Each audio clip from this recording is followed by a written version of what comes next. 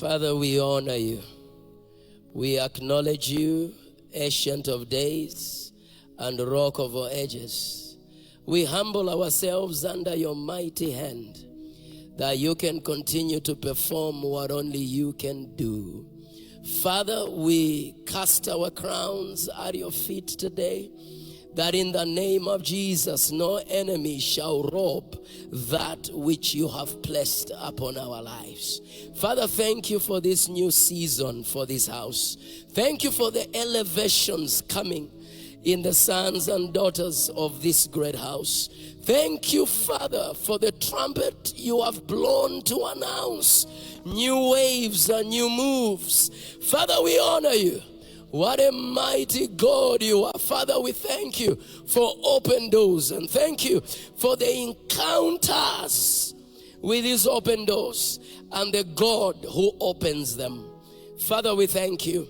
We honor you, Ancient of Days. Give us the spirit of wisdom and revelation, that we may know you better. Lord, we pray as we come to you, may we come with unveiled faces. That, Lord, we may look into you and be transformed from glory to glory with ever increasing glory. Father, thank you that the path of the just shineth brighter and brighter until the perfect day. Lord, we thank you. We honor you. Minister to us, transform us, renew our minds by the power of your revealed word. In Jesus' mighty name, we have prayed and submitted our spirit, soul, and body to you. Amen. Love the Lord with a big hand clap.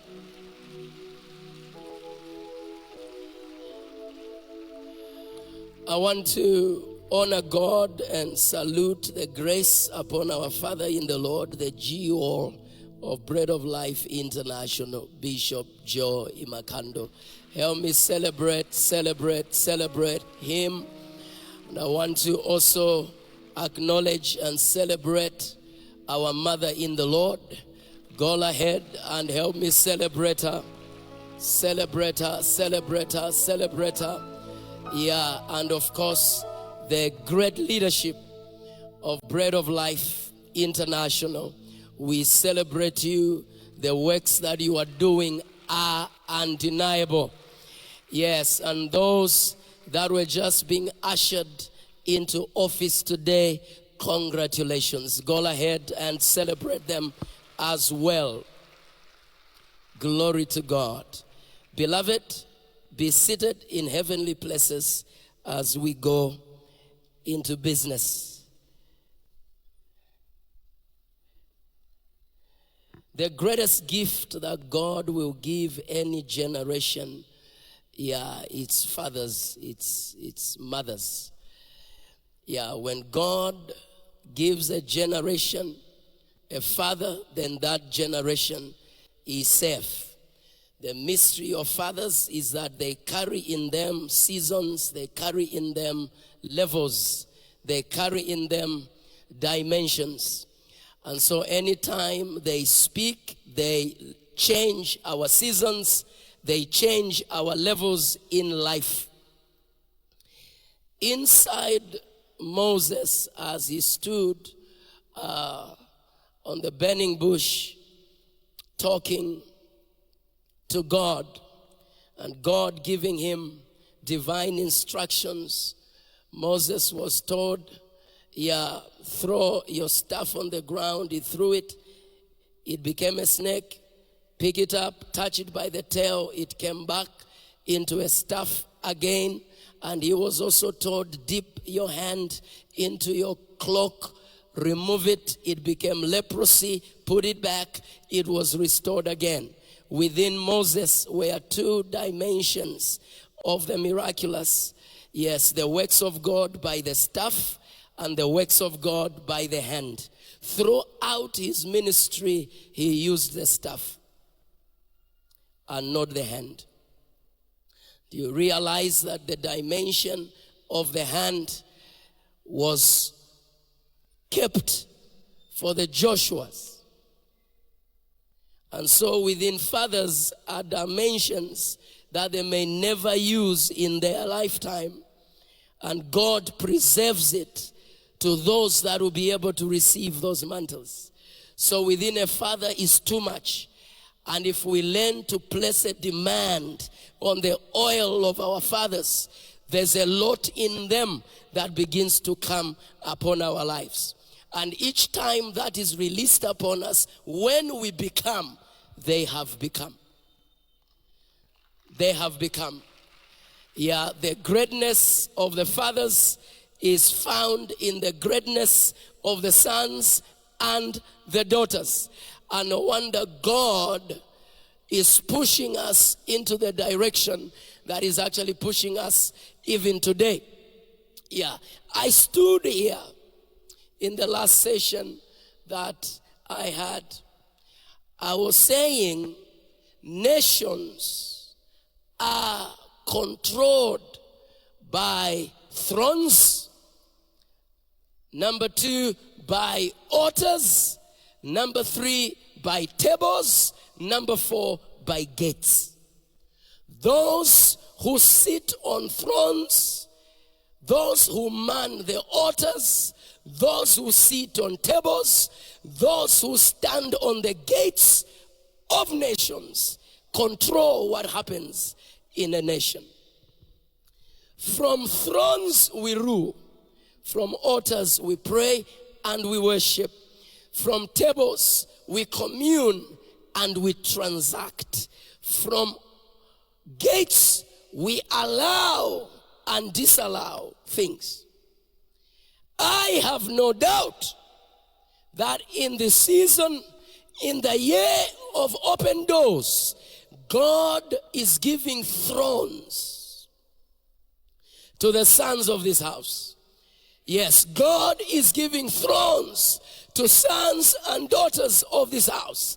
That thrones of influence and great power, God is ushering you there. God is ushering you there. God is giving thrones to the sons and daughters of this house. But you must understand, every king must be made. God will always raise kingmakers that will make a people to occupy thrones.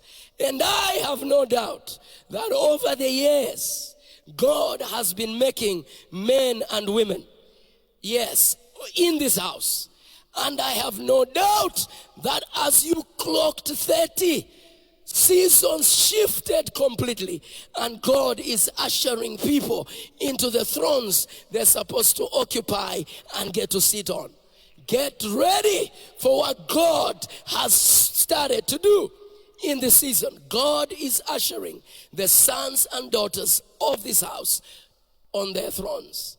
Yes, man, the key places, the key thrones of influence in the nations. God, for him to control nations, if they are to be controlled, it will be from altars. Very important.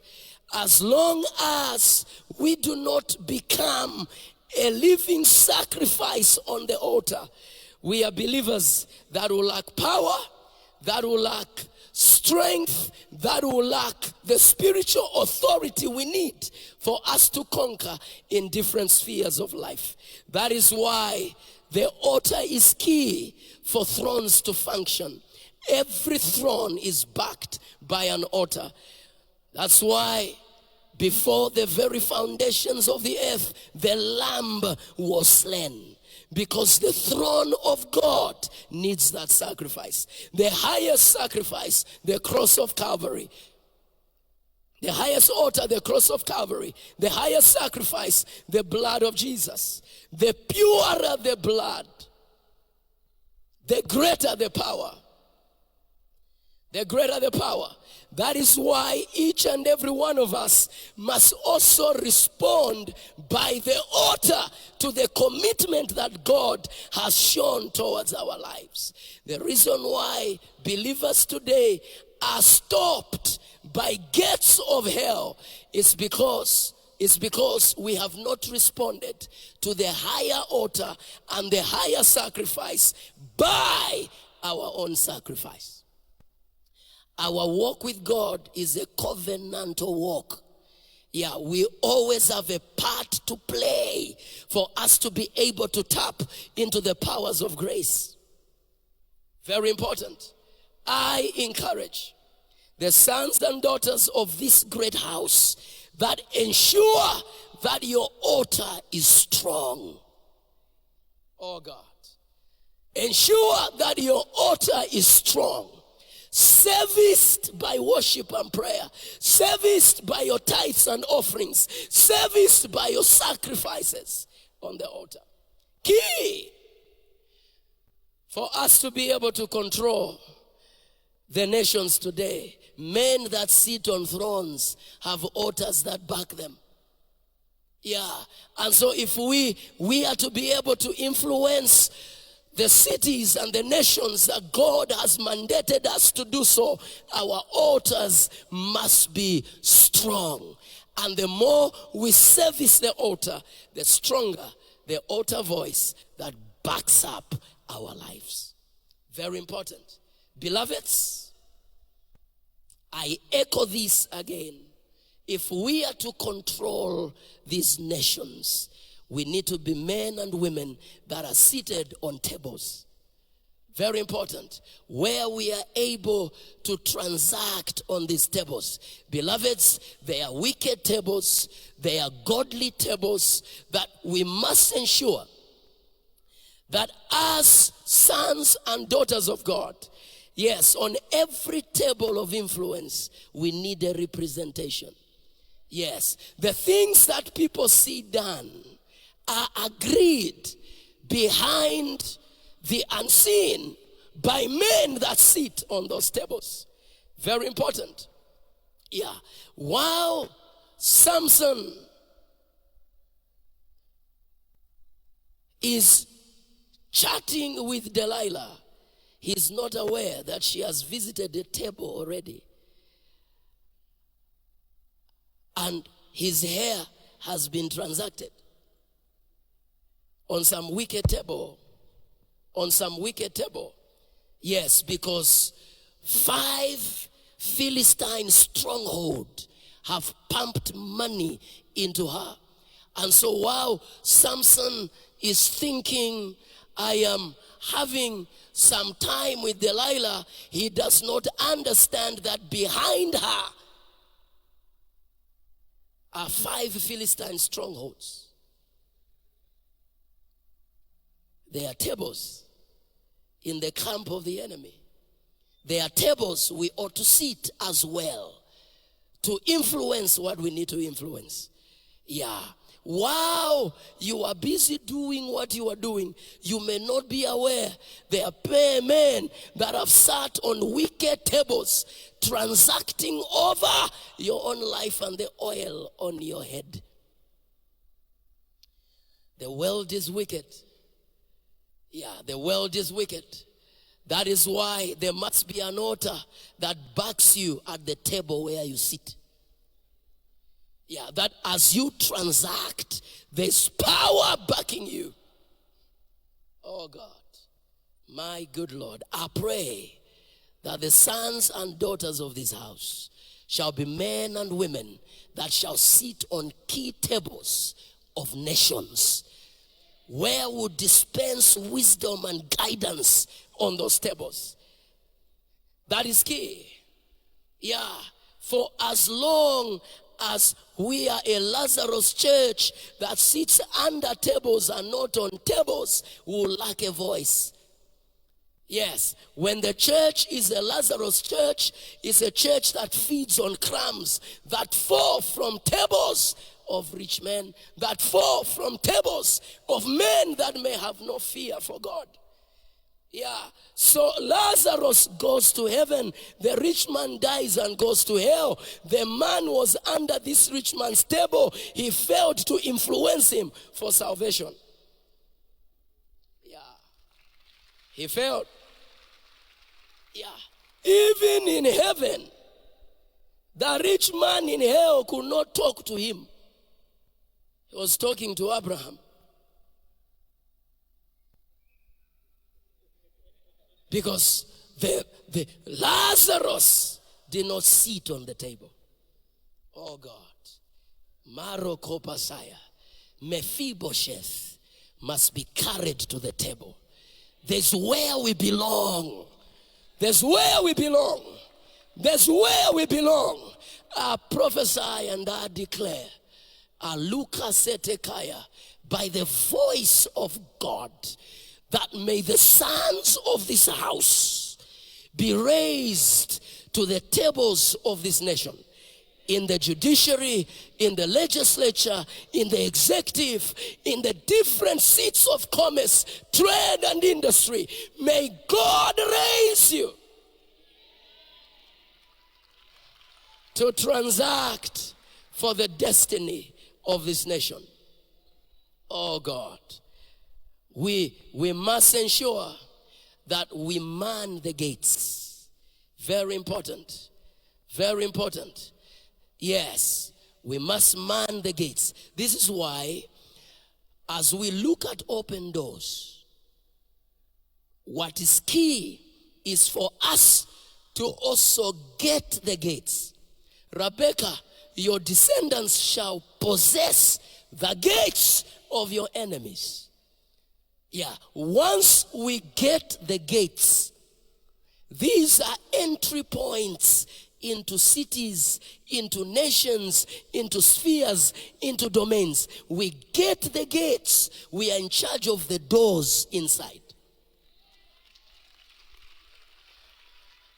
Yeah, we are in charge of the doors. We will distribute opportunities to each other. Oh God. There's no way Joseph is enthroned and his brothers are struggling. When Joseph is in charge of the throne, he's in charge of the altar, he's in charge of the table, he's in charge of the gates, his brothers have Goshen. His brothers have Goshen. Yeah, that's not corruption. Corruption is to do things with an evil intent. How can you rise and your own family suffers? How can you become great and your family is struggling? No, not at all. Not at all. You must understand that until the church comes into a dimension of understanding the principle of our testimony, then we shall never rise and become strong.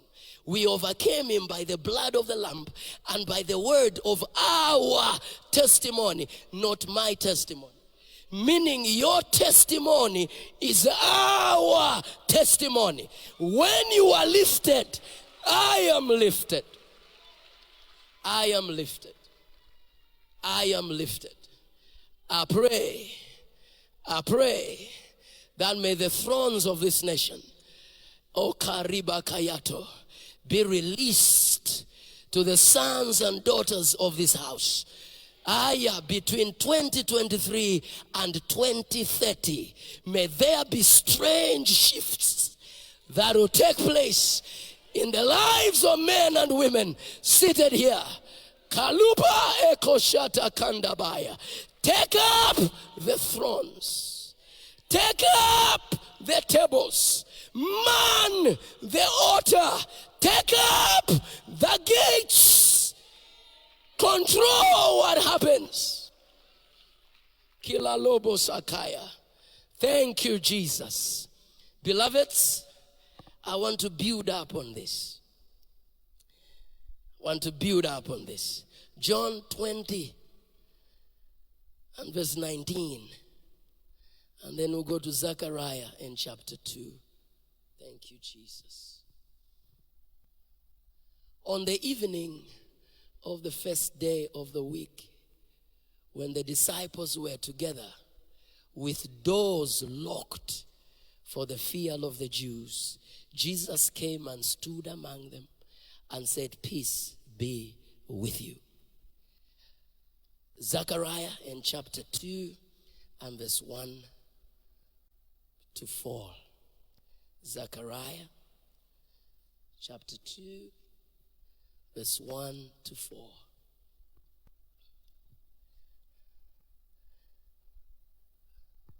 Zechariah 2 verse 1 to 4.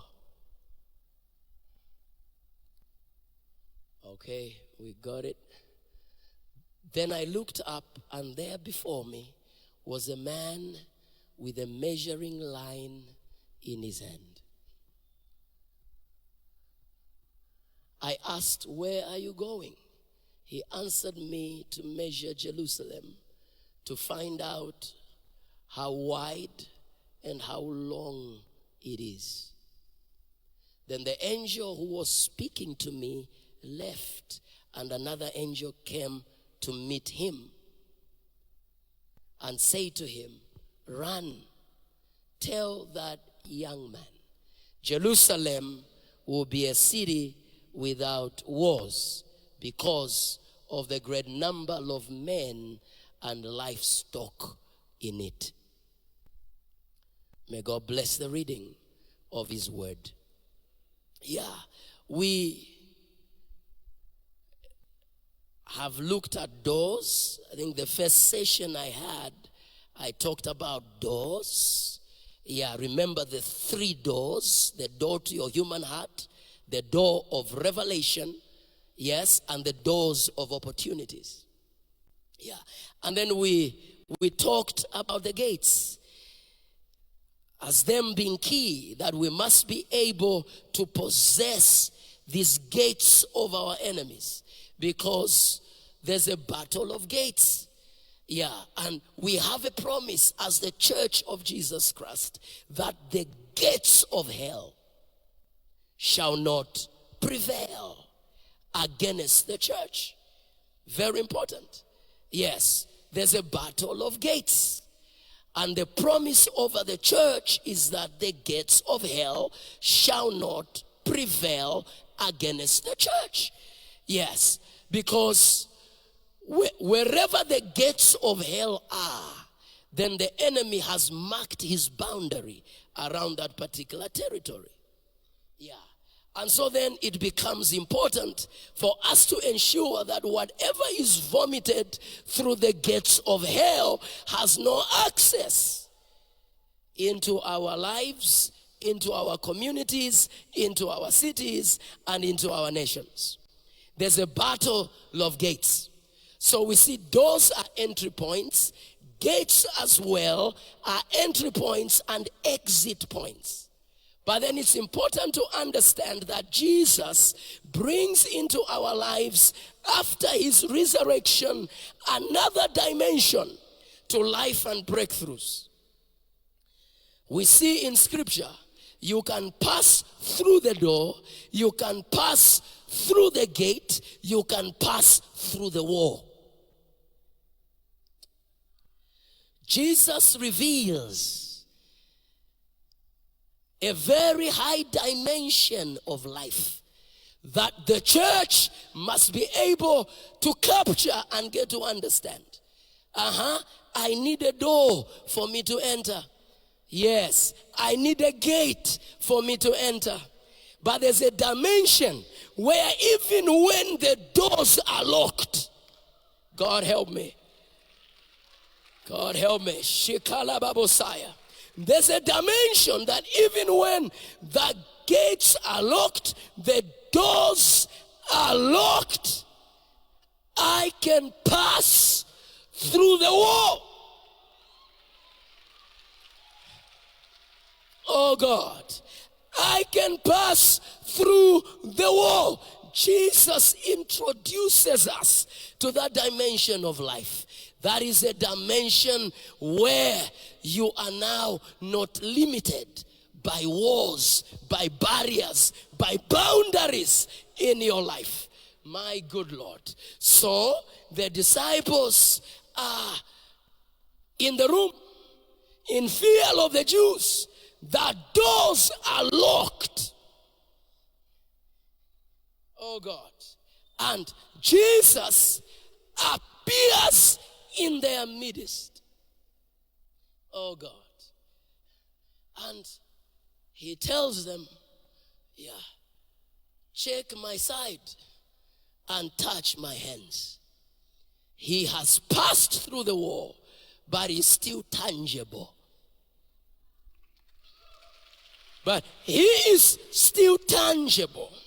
He is establishing for us a kingdom principle. Acts 1 and verse 3, after all these sufferings, he continued to appear unto men with convincing proofs that he is risen and teaching them concerning the kingdom of God. So there's what he's teaching about the kingdom.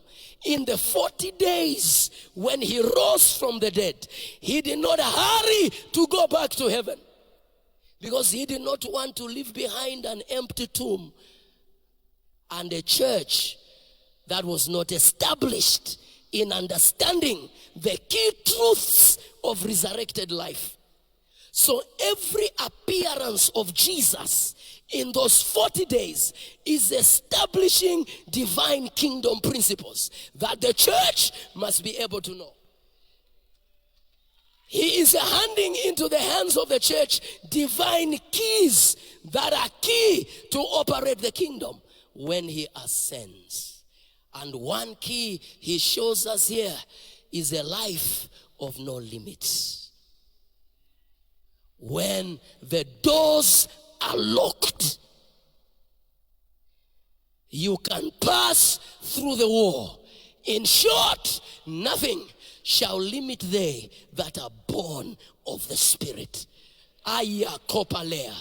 Eyokopa. You shall walk through open doors. You shall also walk through closed doors.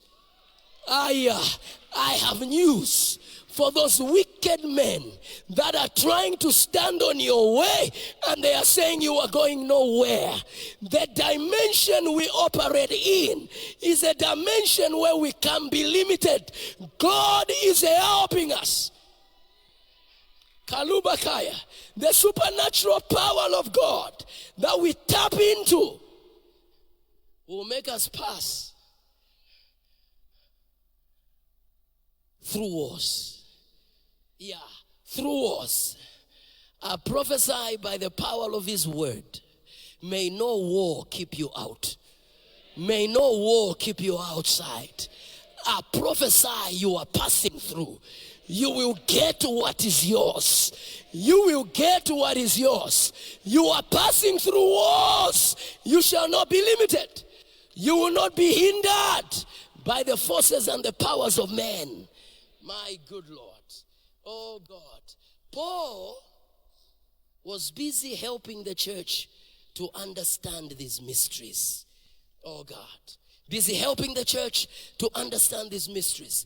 Romans 8 and verse 11. He says, the very power that raised Jesus from the dead now lives within you.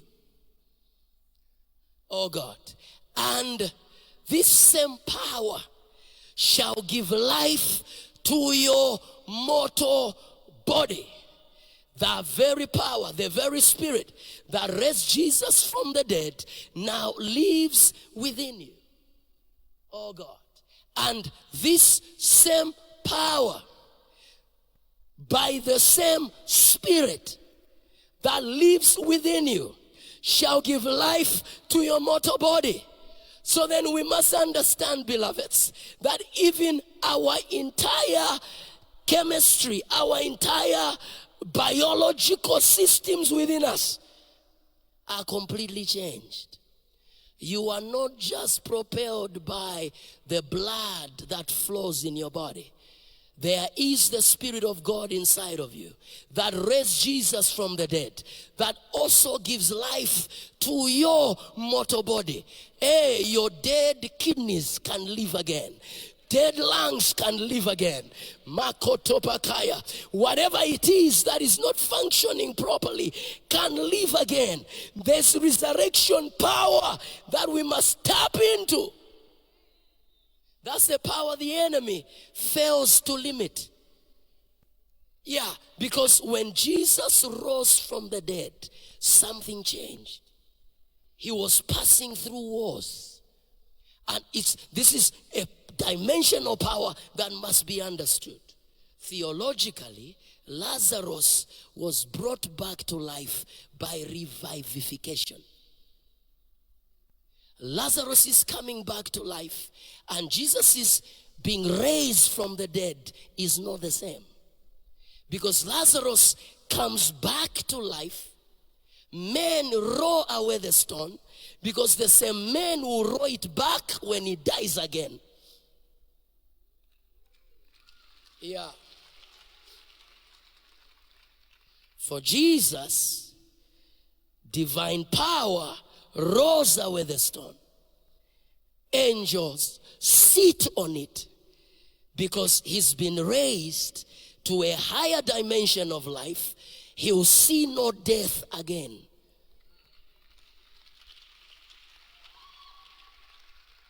He will see no death again. My good Lord. And so now those are the mysteries we begin to tap into. Yeah, we are a peculiar people.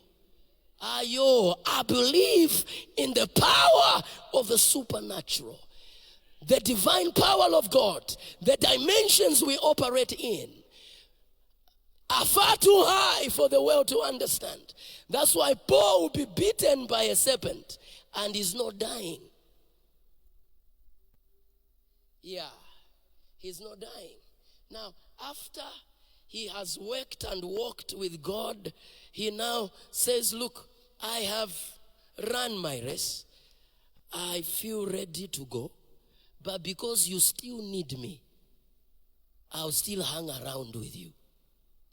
Those are men who've discovered a mystery. They know they're peculiar people. They know they carry within them what has conquered death. Yeah, so what kills others can't kill them. Beloveds, we did not receive a religion. We received a person. We received a relationship. We received a dimension of life. We received a God kind of life. This is why we must be ready to pass through the wall. Whichever barrier they have set, you are passing through. You are passing through. Zachariah gets to have a vision. Sees an angel who's going somewhere, and he asks, where are you going? And this messenger says to go measure Jerusalem to find out how wide Jerusalem is and how long it is. In short, I'm going to measure the capacity of Jerusalem. What can Jerusalem handle? What limits Jerusalem? And while this messenger is going, another messenger meets a messenger to say, go back and tell that young man. The emphasis of God, tell that young man, is because the message is for the future. He's talking to the Zion now, speaking to you now.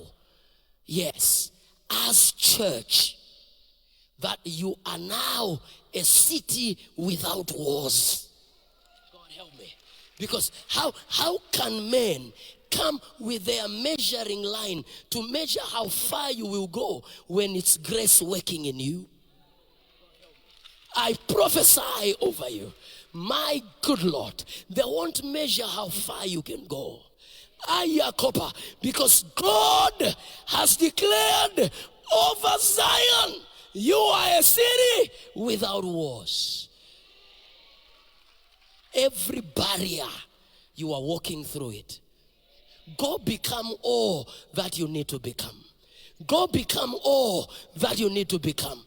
Go become all that you need to become. May your past not bring a measuring line and measure how far you can go. Your mistakes of yesterday must not measure how far you can go.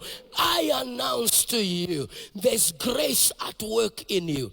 Oh God, Ephesians 3:20. Now unto him who is able to do exceedingly abundantly above all that we ask, think, or imagine. I announce your abundant life in the name of Jesus. Paluka ekatosha. Parea kaparia. May walls that have limited you fall off. Yes, may walls that have limited you fall off. Walls that have tried to keep you outside, they can't work now. You can pass even through closed doors. You can pass through the wall. You can't be locked out. Hey, your boss will be shocked that you have become his boss. God help me. Oh God. Enemies to your destiny shall be shocked. And they will ask, where did you pass? Yeah. Where? How have you come? Where did you pass? Is a dimension of life. Makotopakaya. It's the God kind of life. It's the Zoe life. A life that cannot be stopped by lesser dimensions of life. God help me. Makoreba kasaya. Paro rokotanda parea. Elia kaparia. Something strange has broken forth. Maya Kopa, mark these words prophetically between now and 2030. Maya Kopa, Eya Kopa, news shall go round worldwide concerning this great house. Paralekosaya, the sons and daughters of this house shall not be locked out. Hey, you are entering cabinet. You are entering state house. You are entering high-level business. No walls of limitation shall barrier you out.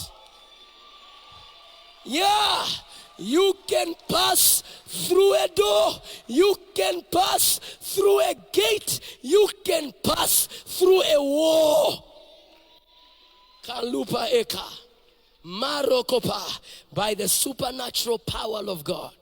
Elia Kosha, my good Lord, I brought a prophetic word the day I came here. That must have been the second session or so. That God is bringing us to our Elim, a place of tall trees, a place of 12 springs. Oh, Katopakaya. Israel, they left Mara, a place of bitter water, and came to Elim. People are shifting from bitter places, from places of limitation, to a place where they shall grow tall like a palm tree. Your businesses shall grow tall.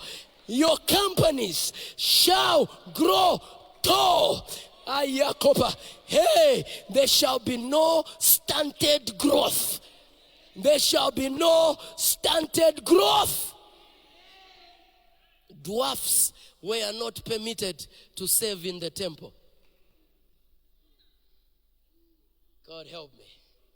Yeah, because the sons of God must grow tall like a palm tree. But why are you looking at my height?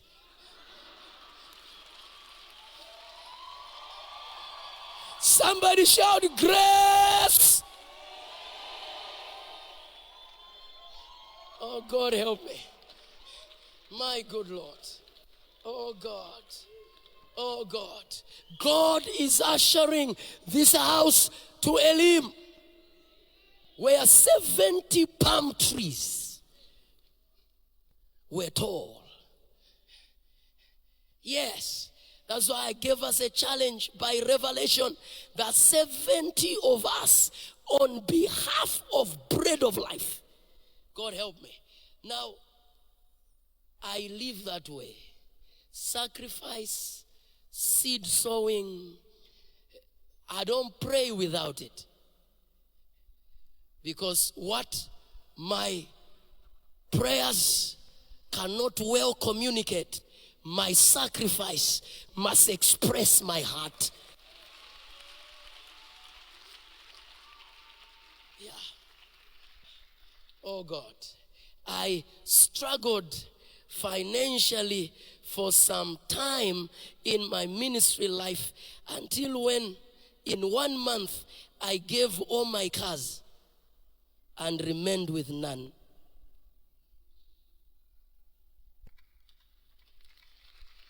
Remained with none. When I did that, what my words could not speak, my sacrifice expressed. God help me. My good Lord.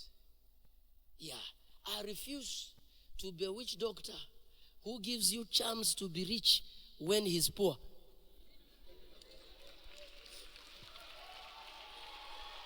If those charms work, he must chew them himself first. Bath in them himself first. Now he's living in a shack. No.